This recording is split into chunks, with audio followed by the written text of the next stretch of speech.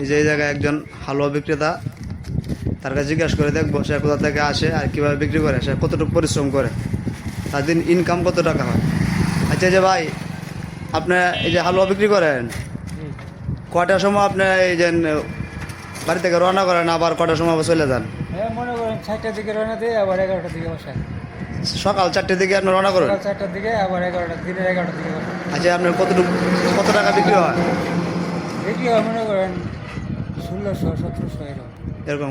আর আপনার ওই জায়গা 30 কিলো আপনার হাফ ডাউন করতে হয়, মানে 15 আইতে 15 যাইতে 15, যাইতে 15, 30 কিলো হয়। 30 কিলো হাফ ডাউন করেন এই জায়গা দিয়ে না, এটা হ্যাঁ, এই সব বিশাল পরিশ্রম করেন না? কি করবেন ভাই? আচ্ছা, যা পরিশ্রমী সফলতা করলে মানুষের এই সামনে সফলতার মুখ দেখতে পারে। হ্যাঁ, হ্যাঁ। আচ্ছা ভাই, তো আপনাকে অসংখ্য ধন্যবাদ আপনি পরিশ্রম করার জন্য। আর যে এই গাড়িটা নিয়ে আপনি 15 থেকে 30 কিলোমিটার জায়গা যেন প্রতিদিন যাওয়া আসা করেন, সেই জন্য আপনাকে অসংখ্য ধন্যবাদ।